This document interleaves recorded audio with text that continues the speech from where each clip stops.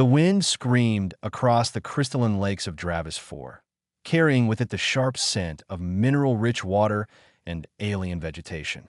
David Reed knelt at the water's edge, carefully filling sample containers while his portable scanner beeped rhythmically beside him.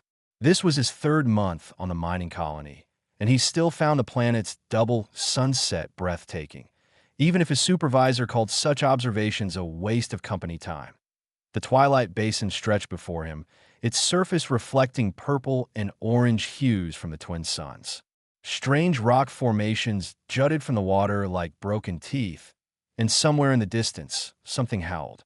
The sound made David's skin prickle, but he'd learned that most of Dravis IV's native life avoided humans. The real dangers were the tidal surges that could appear without warning, triggered by the planet's 3 moons pulling the water in unpredictable patterns. David was sealing his 4th sample when he heard it.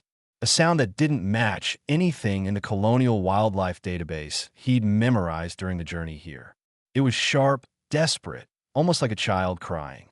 He stood, scanner forgotten, and turned toward the noise. The sound came again, louder now from somewhere among the crystal formations about 50 meters out into the basin.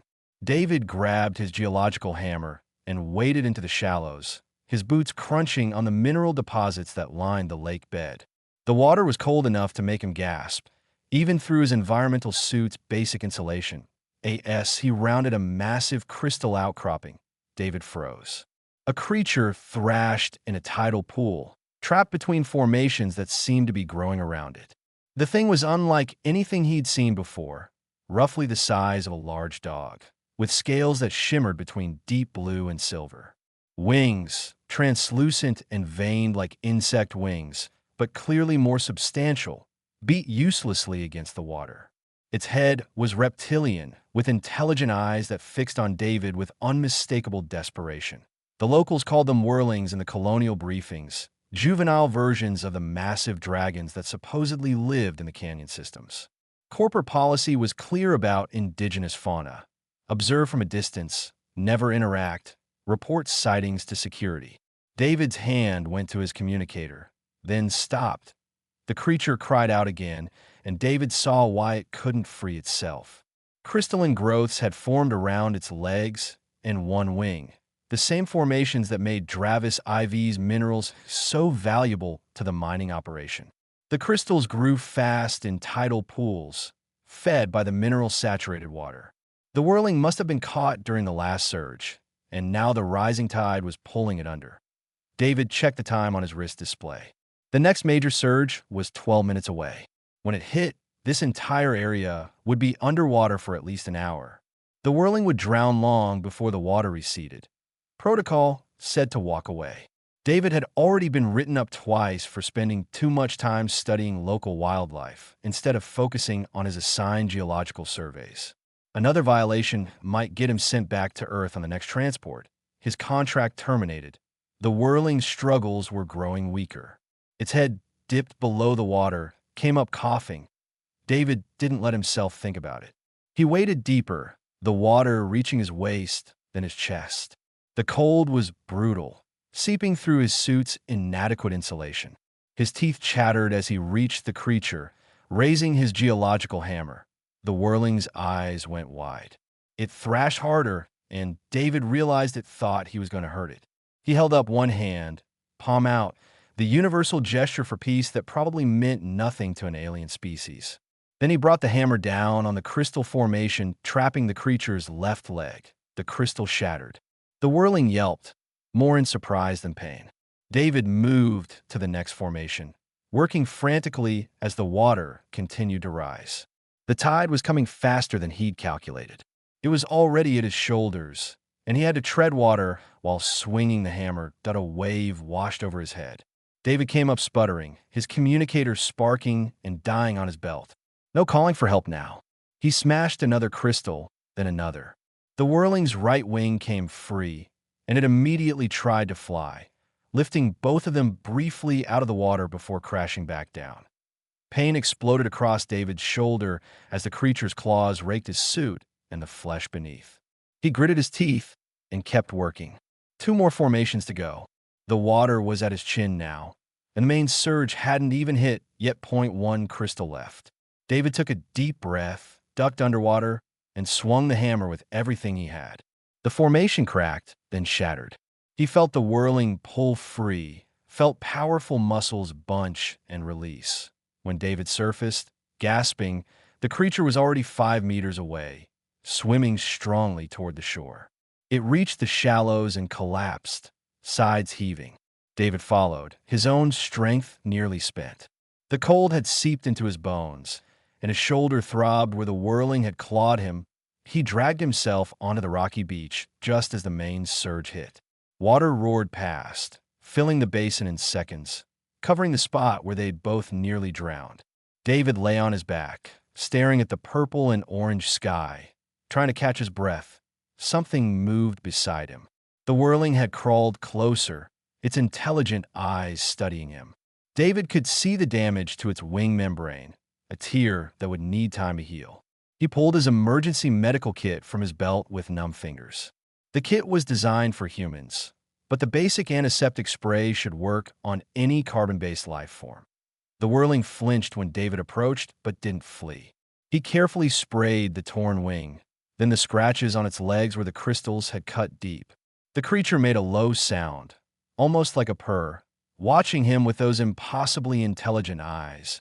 Then it stood, tested its wings, and launched itself into the air. The torn membrane held, barely. The whirling circled once, called out a sound that might have been gratitude or farewell, and disappeared into the canyon systems to the east.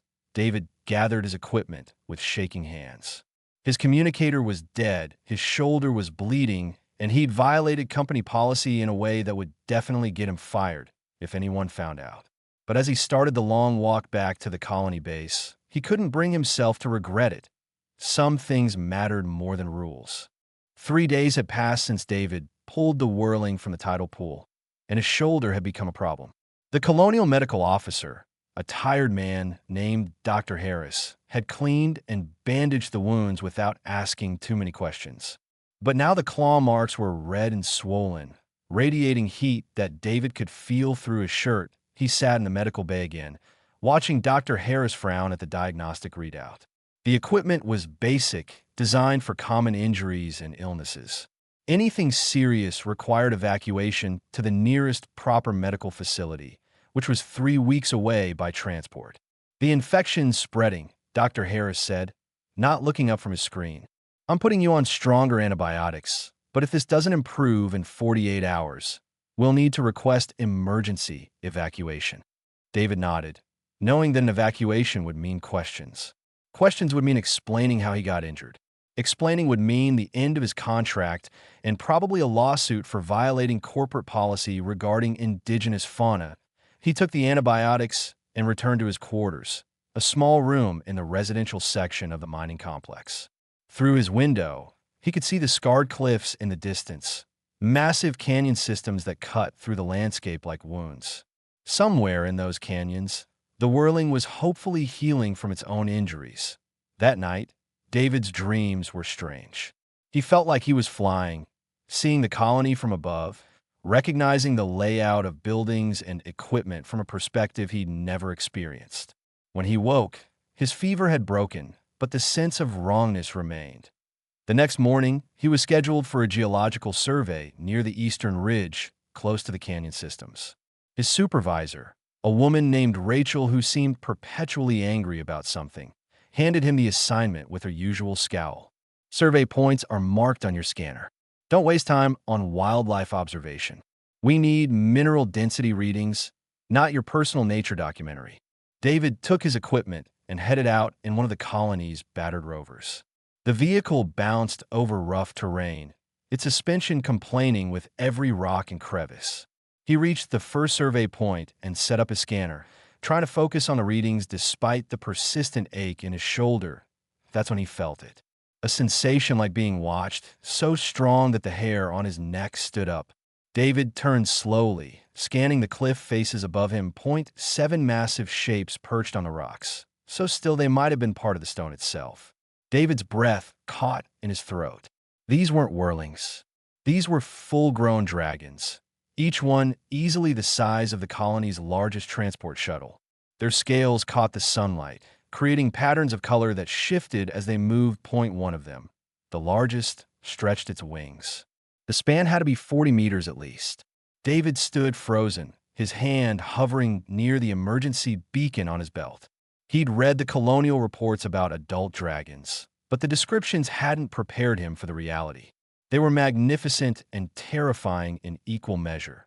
The largest dragon tilted its head, studying him with eyes that held far too much intelligence for a simple animal.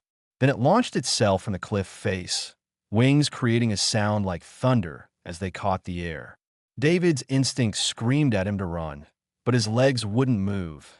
The dragon descended in a controlled spiral, landing 20 meters away with enough force to shake the ground. It folded its wings and walked forward, each step deliberate and careful. David noticed scars on its wing membrane, old injuries that had healed into thick lines across the translucent skin. The pattern was familiar. David had seen it 3 days ago, much smaller, on a whirling trapped in a tidal pool. "You're the parent," David said, his voice barely above a whisper. "Or guardian, whatever you call it." The dragon stopped 5 meters away. It lowered its massive head until one eye was level with David's face. The eye was golden, flecked with colors that seemed to shift in the light.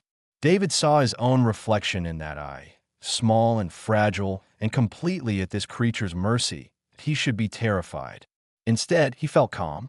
He'd saved this dragon's child, or pack member, or whatever relationship they shared. The dragon knew it. That's why it was here. The dragon opened its jaws, revealing teeth the size of David's forearm. But instead of biting, it exhaled. A shimmering mist rolled out, surrounding David in a cloud of something that glowed faintly in the double sunlight. The mist had a smell like ozone and flowers, and something else he couldn't identify. David tried to step back, but the mist followed him. It touched his skin, his face, seeped into his mouth and nose with each breath. Heat bloomed in his chest, spreading through his body like liquid fire. His infected shoulder burned with sudden intensity that made him cry out. Then the world tilted, and David fell. He was vaguely aware of hitting the ground, of the dragon's massive head moving closer. One enormous eye filled his vision, and then everything went dark. When David woke, the twin suns were low on the horizon. He'd been unconscious for hours. He sat up carefully, checking himself for injuries. His shoulder should have been agony after lying on the rocky ground for so long, but instead it felt better than it had in days. David pulled back his shirt and stared. The infected claw marks were still there, but the redness and swelling were gone. The wounds looked days old instead of hours from becoming septic. As he watched, one of the scabs fell away, revealing new pink skin beneath. The dragons were gone. David stood on shaky legs, turning in a slow circle. The cliff faces were empty, but he could still feel them somehow. Not physically present, but not entirely absent either. It was like knowing someone was in the next room without hearing or seeing them. His equipment was untouched. The scanner still sat where he'd placed it, blinking with completed readings. David checked the data storage and found hours of recordings. He'd been unconscious, but the automated systems had kept working. As David packed his equipment, he noticed something else strange. His hands were steadier than usual. His vision seemed sharper, picking out details in the distant canyon walls that he shouldn't have been able to see. When he breathed, the air tasted different, fuller, like he was sensing components his brain had never registered before. The dragon had done something to him. The mist, the heat, the unconsciousness, it had all been intentional. David climbed into his rover, his mind racing with questions. What had changed? Why had it happened? What did the dragons want from him? He drove back to the colony as the sun set, bathing the landscape in shades of purple and deep blue. Above him, he caught glimpses of massive shadows against the darkening sky. The dragons were following at a distance, watching to see what he would do. David touched his healed shoulder and wondered what he'd gotten himself into. Saving the whirling had been simple compassion, an instinctive response to suffering. But this, whatever this was, felt like the beginning of something much larger, something that would change everything. David's changes started small. He woke before his alarm, feeling rested after only 4 hours of sleep. His morning coffee tasted wrong, too bitter, like his taste buds had suddenly become more sensitive. When he walked to the mess hall, he noticed the electrical hum of the colony's power grid, a sound he'd never consciously heard before. The doctor, Harris, cleared him for work after examining his miraculously healed shoulder. The medical officer looked confused by the rapid recovery, but chalked it up to the antibiotics finally working. David didn't correct him. How could he explain that a dragon had breathed glowing mist on him and somehow fixed the infection? By the end of the week, David could predict weather patterns hours before the colony's instruments registered changes. He knew when dust storms were coming, when the tidal surges would hit, when the temperature would drop. His supervisor stopped questioning his request to delay surveys because he was always right about the conditions. But the strangest part was the pull. David felt drawn to certain locations, specific coordinates that appeared in his mind like memories that weren't his. He started taking detours during surveys, following these internal directions.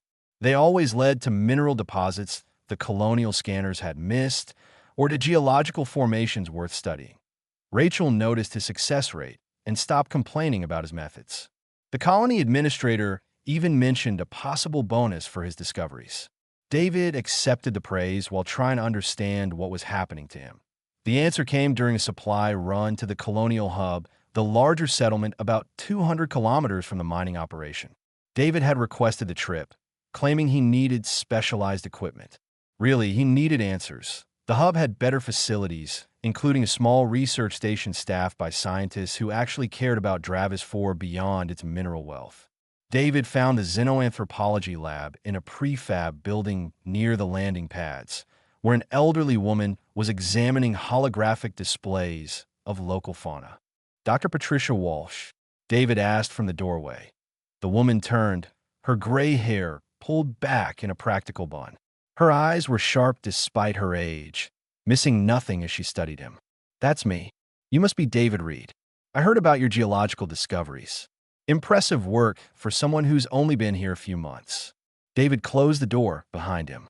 "I need to ask you about the dragons. The Scarith, I think they're called in the old reports." Dr. Walsh's expression shifted, becoming more guarded. "The Scarith haven't been seen near human settlements in over a year. What's your interest?" "I saved one of their young from drowning 3 weeks ago. Then the adults found me. One of them, the largest, it breathed this glowing mist on me. Since then, I've been changing, sensing things, knowing things I shouldn't know." The silence stretched between them. Dr. Walsh set down the data pad she'd been holding and gestured to a chair. "Sit down, Mr. Reed. We need to talk." David sat, his heart pounding. Dr. Walsh pulled up a file on her computer, one marked with security clearances David didn't have. She stared at it for a long moment before speaking. "What I'm about to tell you is technically classified, though I've been arguing for years that it should be public knowledge. The Scarith aren't just intelligent animals. They're an ancient species with a culture and traditions that predate human spaceflight by thousands of years." "I figured they were intelligent," David said. "The way they look at you, it's obvious. Intelligence is only part of it. The Scarith have a practice, a sacred tradition, where they bond with members of other species. Not often, maybe once every few generations. They choose individuals who demonstrate qualities they value: compassion, courage, selflessness. The bond is created through what you experienced. The glowing mist is a biological agent, a symbiotic organism that alters the recipient at a genetic level." David's hand went to his shoulder, to the scars that had healed impossibly fast. "What does it do?" "It creates a connection between you and the Scarith pack. You become Scarithkin, family in their eyes. The changes you're experiencing are permanent. Enhanced senses, improved physical abilities, increased resistance to environmental extremes. You'll also develop an empathic link with the pack. You'll sense their emotions, their locations, their needs. And what do they get from this?" Dr. Walsh smiled sadly. "A bridge. Someone who can understand both worlds, who can speak for them when they can't speak for themselves." The Scarith have watched multiple civilizations rise and fall on this planet. They've seen what happens when species can't communicate, can't find common ground. The bonded individuals, the kin, have historically served as mediators, peacekeepers, translators of intent, if not language. David stood and walked to the window. The colonial hub stretched out before him, a grid of prefab buildings and landing pads. Beyond it, the wilderness of Dravis 4 waited, full of mysteries humans had barely begun to understand. Has this happened with humans before? He asked. No, you're the first. I've documented 3 bondings with other species over my 20 years here. A trader from the Velen Collective, a refugee from the Sarin Wars, and a missionary from Earth who came here 40 years ago and disappeared into the canyons. None of them were human colonists, and none faced what you're about to face. David turned back to her. What do you mean? Dr. Walsh's expression was grim. The mining corporation doesn't care about indigenous rights or sacred traditions. They care about profits. The richest mineral deposits on this planet are in Scarith territory, under the scarred cliffs where they nest and raise their young. There's been talk of expansion, of using seismic charges to expose deeper veins. If that happens, it will destroy the canyon systems. The company wouldn't do that. There are regulations about indigenous species, regulations that are rarely enforced in frontier colonies. And even if they were, the Scarith aren't classified as sentient under human law. They're just animals, obstacles to profit, unless someone can prove otherwise. David felt the weight of what she was saying settle on his shoulders. You think that's why they bonded with me? They need someone who can prove they're sentient, someone who can speak for them in human terms. I think they saw something in you when you saved that whirling. Not just compassion, but the kind of moral courage that doesn't calculate cost before acting. That's rare, Mr. Reed, especially among corporate employees who usually look the other way when it's convenient. What should I do? Dr. Walsh handed him a data chip. This contains everything I've researched about the Scarith. Their history, their culture, what little I've been able to document about the bonding process. Study it. Understand what you've become. And when the time comes, when the corporation moves against the Scarith, you'll need to decide what kind of bridge you want to be. David took the chip, feeling its weight in his palm. Will they try to use me? The company, if they find out about the bond. Without question, they'll either try to exploit your connection or eliminate you as a threat to their plans. My advice? Keep this secret for as long as you can. Learn to control your new abilities, strengthen your connection with the pack. You're going to need every advantage when this situation finally comes to a head. David left the research station with more questions than answers, but at least now he understood what was happening to him. He was Scarith kin, bonded to an ancient species that had chosen him for reasons he was still trying to understand. As he drove back to the mining colony, David felt the familiar pull, the sense of the pack's presence in the canyons. He sent a thought toward them, not words exactly, but a feeling of acknowledgement and acceptance.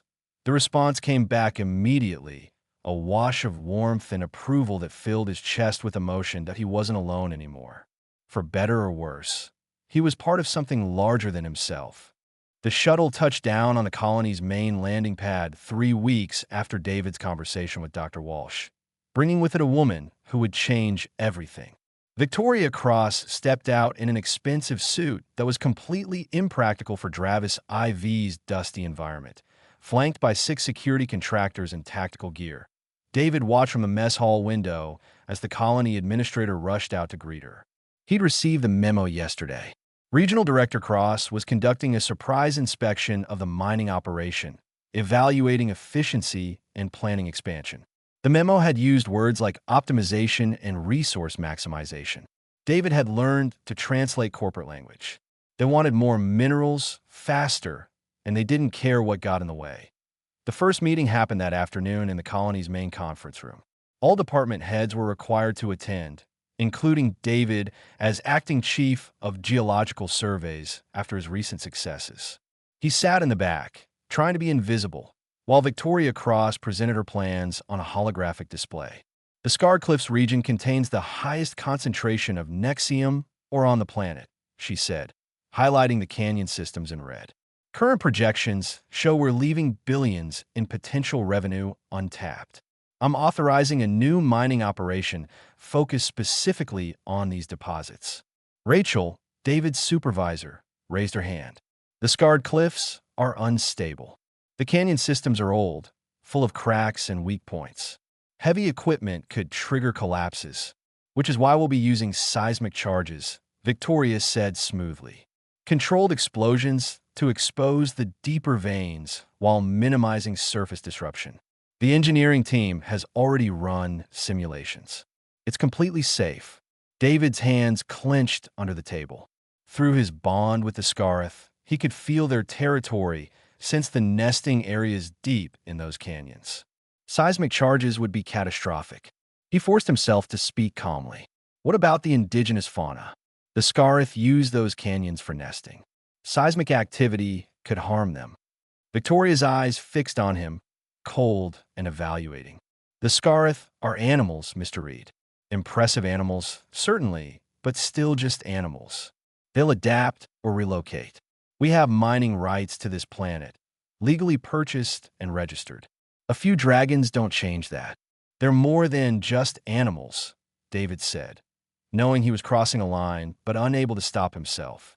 They're intelligent. They have culture, traditions, family structures. We should at least conduct an impact study before proceeding. The room went quiet. Victoria smiled, but it didn't reach her eyes. Mr. Reed, I appreciate your concern for local wildlife. It's very noble. But this company didn't spend billions establishing this colony to be stopped by environmental sentimentality. The Scarith will be fine. That's final. The meeting ended shortly after. David returned to his quarters, his mind racing. He pulled out the data chip Dr. Walsh had given him and reviewed the information again. There were laws protecting sentient species, but proving sentience required documentation that didn't exist. The Scarith had avoided humans for the most part, leaving little evidence of their intelligence. That night, David felt something new through the bond. Fear. The Scarith knew something was wrong. They could sense the humans gathering near their territory, see the equipment being moved into position. He sent calming thoughts, trying to reassure them, but he could feel their growing agitation. The next day, David tried to access the expansion plans, hoping to find a way to delay or redirect the operation. Instead, he found himself locked out of his terminal. A message appeared on his screen. Report to Director Cross's temporary office immediately. Victoria's office was a converted storage room, already filled with expensive furniture shipped from off-world. She sat behind a desk made of real wood, an absurd luxury on a frontier colony. Her security chief, a man named Barnes with dead eyes and too many scars, stood in the corner. Mr. Reed, thank you for joining us, Victoria said. I've been reviewing your file. Your geological work has been exemplary. Almost too good, in fact. You've found deposits our best scanners missed, predicted weather patterns our satellites couldn't forecast. It's impressive, also suspicious. David kept his face neutral. I've spent a lot of time studying the local geology.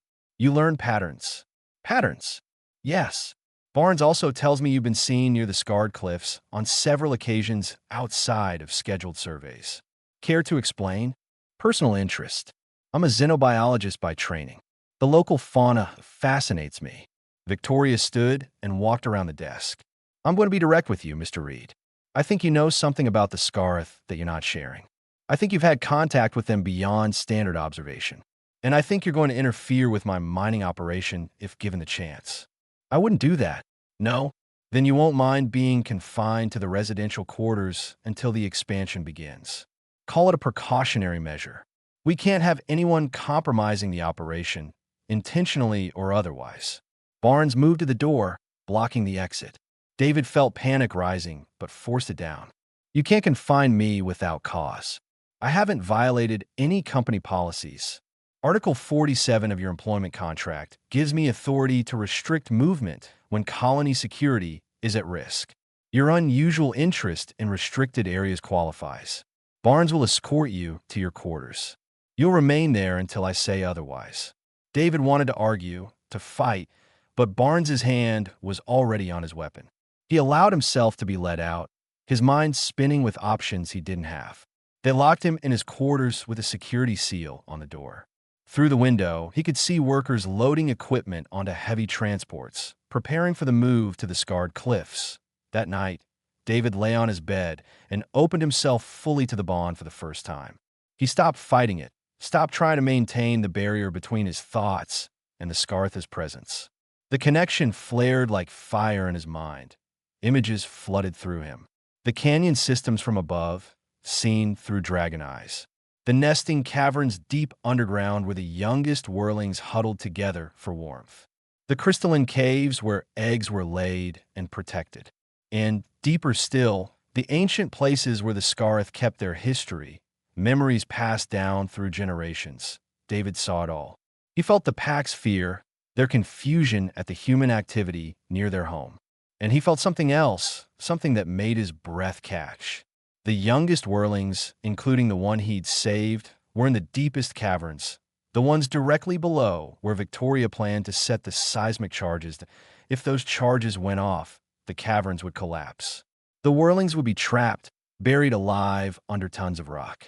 They would die slowly in darkness, while their parents could do nothing but listen to their cries. David sat up, his decision made. He couldn't let that happen. He was Scarithkin. He'd accepted the bond, accepted the responsibility that came with it. That meant protecting the pack, even if it cost him everything. That he moved to the door and examined the security seal. It was electronic, tied to the colony's central system. David closed his eyes and reached out with senses he was still learning to control. The bond had changed him, enhanced him. Dr. Walsh had mentioned increased abilities. Time to see how far those abilities went. That he placed his hand on the seal and felt the electronic current running through it. With concentration, he could sense the pattern, the digital lock structure. It was like seeing code written in light. David twisted his perception, imagined the lock opening, and felt something inside him respond. The seal clicked and went dark. The door slid open. David grabbed his emergency pack and slipped out into the corridor. The colony was quiet at this hour, most workers asleep. He avoided the main passages, using service corridors he'd memorized during his time here. Getting to the garage was easy. Getting a rover without authorization would be harder, unless he didn't ask for authorization. David found a rover with a full charge, disabled its tracking system with the same strange ability he'd used on the door seal, and climbed in. The garage's outer door required a code, but that was just another lock, another pattern to sense and manipulate. The door opened. David drove out into the night, heading for the scarred cliffs while alarms began to sound behind him. Dawn broke over the scarred cliffs as David pushed the rover to its maximum speed. Behind him, dust clouds marked pursuit vehicles. But he had a head start, and the bond was guiding him along paths the company drivers wouldn't know. The canyon entrance loomed ahead, and beyond it, the blast site where Victoria's team had already set the charges.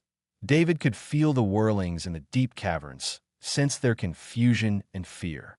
The adults were circling above, massive shadows against the morning sky, trying to understand the danger they couldn't see or touch. The seismic charges were buried deep, placed during the night while David had been locked in his quarters. The rover crested a ridge, and David saw them.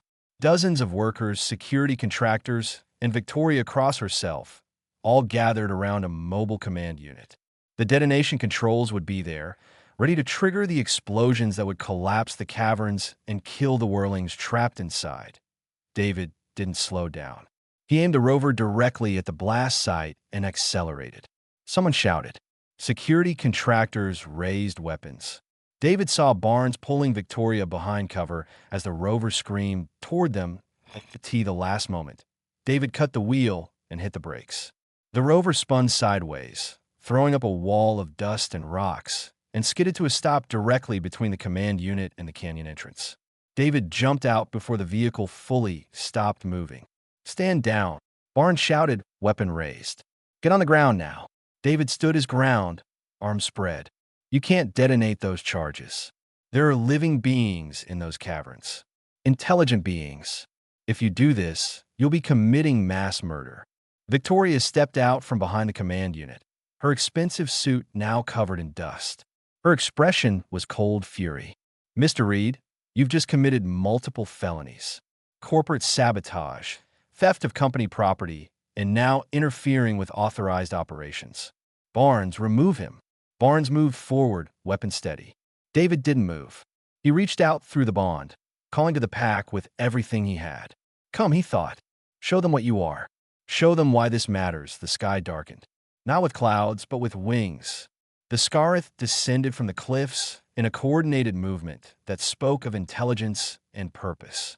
7 massive dragons, scales gleaming in the morning light, landed in a semicircle behind David. The largest, the pack leader whose whirling David had saved, stepped forward until its head was beside him. Workers scattered. Security contractors backed up, weapons trained on the dragons, but clearly uncertain about opening fire. Victoria stood frozen, her face pale as she stared at the pack. David placed his hand on the pack leader's scaled snout. The bond flared, visible as a shimmer of light that connected them. He felt the dragon's thoughts, its emotions, its desperate need to protect its young. And through David, the dragon looked at the humans with eyes that held unmistakable intelligence. They understand what you're planning, David said, his voice carrying across the sudden silence. They know about the charges. They know their children will die if you proceed. Look at them, Director Cross. Really look. These aren't mindless animals. They're parents protecting their family. That's impossible, Victoria said, but her voice lacked conviction. They're just reacting to perceived threat. Animals do that. The pack leader moved, lowering its head to David's level. It opened its jaws and breathed out, creating a shimmer in the air between itself and Victoria. Not a threat, but a demonstration. The dragon's eyes never left the director, and in those eyes was an unmistakable message. I see you. I understand you, and I am judging you. Animals don't make political statements, David said. Animals don't demonstrate restraint when their children are threatened. Right now, this pack could kill every person here and destroy all your equipment. They haven't. They're waiting to see if humans can be reasoned with, if we're capable of choosing compassion over profit. Victoria stared at the pack leader, something shifting in her expression. David felt a flicker of hope. She was actually listening, actually seeing what stood before her. Then Barnes spoke. Director, we have authorization to neutralize hostile fauna if they threaten operations. Say the word. The pack leader's head swung toward Barnes, eyes narrowing. The other dragons shifted, muscles tensing. David felt their anger through the bond, felt how close they were to abandoning restraint and simply protecting their territory by force. No, Victoria said quietly. Everyone stand down. Barnes looked shocked. Director, our orders, I said stand down. That's a direct order. Victoria walked forward slowly, stopping 5 meters from the pack leader. She studied the dragon with the same calculating expression she'd used during the meeting, but now there was something else in her eyes. Recognition, maybe, or respect. If they're intelligent, she said to David, can they communicate? Can they offer any alternative to the charges? David closed his eyes and opened himself fully to the bond. Images flooded his mind, offered by the pack leader. He saw the canyon systems from below, saw mineral deposits in places no human scanner had detected. The Scarith knew this planet's geology better than any survey team. They'd lived here for thousands of years, watching the stones shift and change. They'll help you find other deposits, David said, translating the images into words. Richer veins than what's under the cliffs. They'll guide your teams to locations that won't threaten their nesting grounds. In exchange, you leave this area protected. You recognize their sovereignty over these canyons. Sovereignty, Barnes said, they're animals. We can't give animals legal rights. We can if they're sentient, Victoria said. And if I go back to corporate with video evidence of intelligent dragons offering a treaty, along with geological data pointing to richer deposits elsewhere, the board will listen. Not because they care about dragon rights, but because it's more profitable than fighting a legal battle over indigenous sentience claims. She turned to David. Can you guarantee they'll keep their end of this bargain? David felt the pack leader's agreement through the bond, felt the ancient honor that governed Scarith dealings. They don't break their word. Ever. If they agree to help, they will. Victoria was quiet for a long moment, clearly running calculations in her head. Finally, she nodded. All right, Barnes, stand the security team down. Tell the engineering crew to disarm the charges. We're not detonating today. Relief flooded through David so strongly his knees nearly buckled. The pack leader made a sound, something between a rumble and a purr, and touched its snout to David's shoulder gently. Through the bond, David felt gratitude and approval. This doesn't mean you're not in trouble, Victoria said to David. You still violated multiple company policies. But given the circumstances, I'm willing to call it temporary insanity brought on by alien influence. We'll sort out the details later. Barnes was shouting orders into his communicator. Workers began moving toward the blast site, beginning the dangerous process of disarming the seismic charges. The pack leader watched them carefully, making sure every explosive was accounted for and removed. David stood between two worlds, human and Scarith, feeling the weight of what had just happened. This wasn't over. It was just beginning. But for now, the whirlings were safe. The caverns would remain intact, and humanity had taken its first step toward seeing the Scarith as more than just obstacles to profit. The pack leader spread its wings, preparing to return to the cliffs. But before it took flight, it looked at David one more time. And that look was a promise. This bond, this partnership, it would endure. Whatever came next, they would face it together. David watched the pack soar back to their territory, his hands still tingling from the dragon's touch. He'd crossed lines today that couldn't be uncrossed.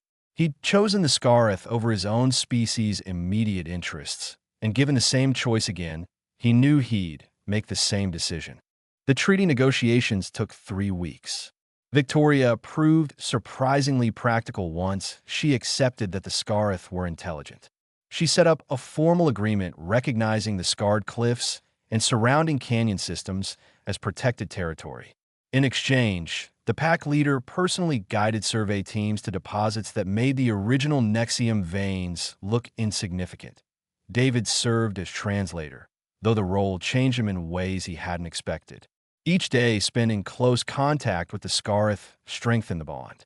His body continued changing, adapting to Dravis IV's harsh environment in ways that shouldn't be possible for baseline humans.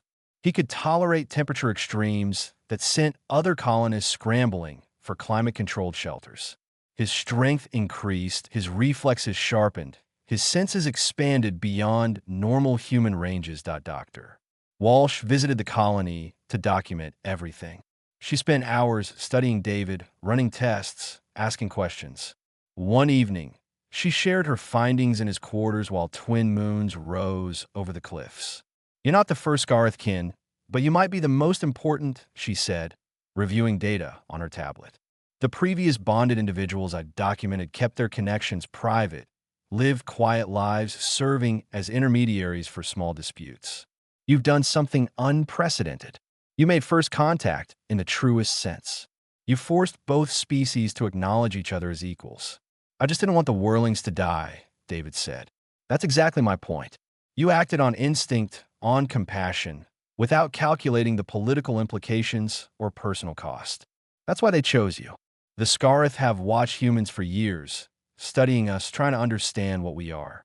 Most of what they saw was extraction and exploitation.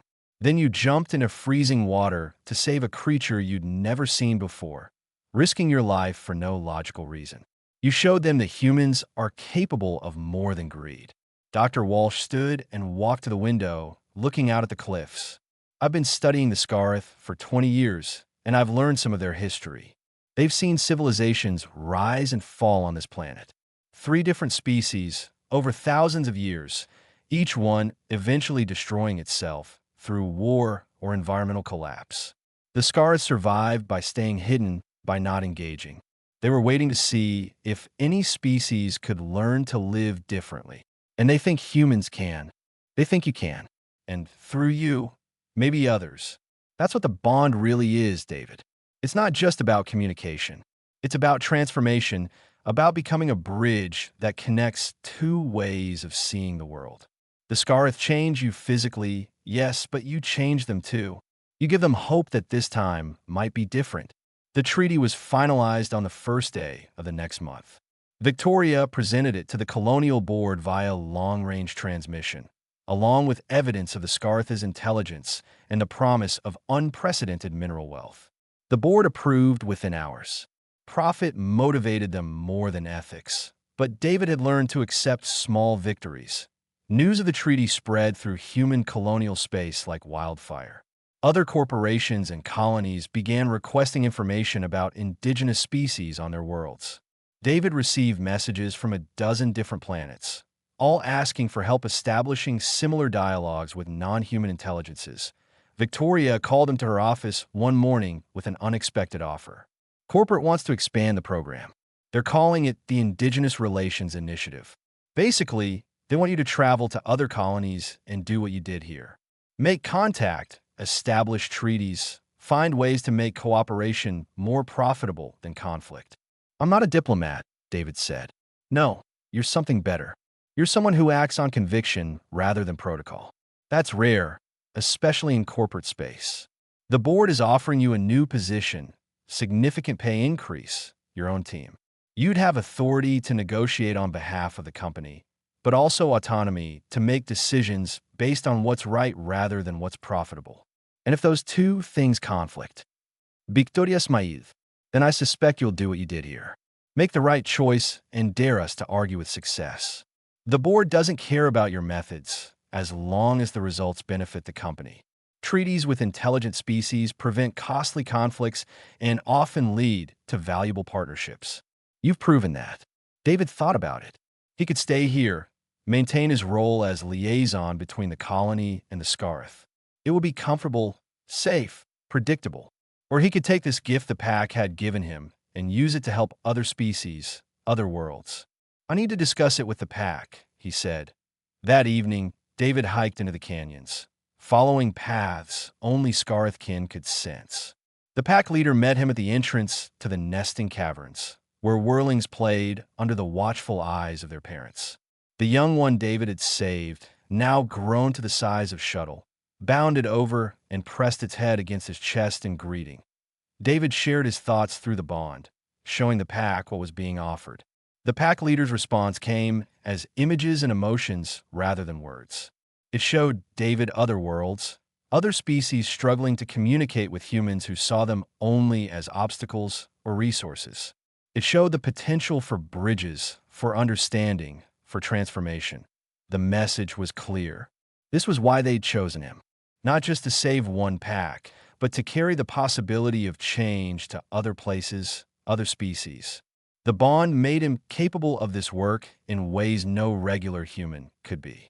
It was his purpose, his responsibility, his gift to honor. David accepted the position the next morning. Within a month, he was on a transport heading to a mining colony in the outer reaches, where massive cetacean-like creatures called the Deep Singers were in conflict with underwater extraction operations.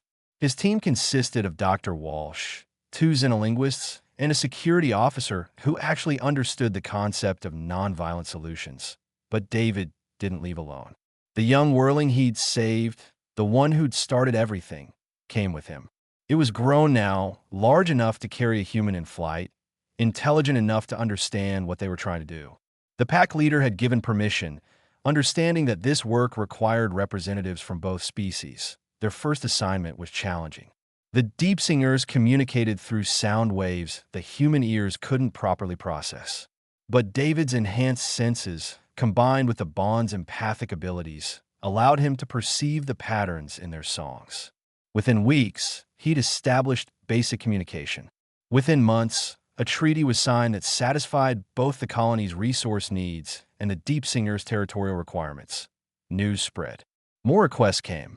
David and his team traveled to a world where insectoid collectives built crystalline hives in mineral-rich mountains. To a planet where silicon-based organisms grew forests of living metal that corporations wanted to harvest. To a moon where geothermal vents housed thermophilic species that saw the heat as sacred. Each assignment was different, each species unique, but the pattern remained the same. David would arrive, make contact, find a common ground between human needs and indigenous rights. Sometimes it took days, sometimes months. But he always found a way, because he approached each encounter the same way he'd approached that drowning whirling.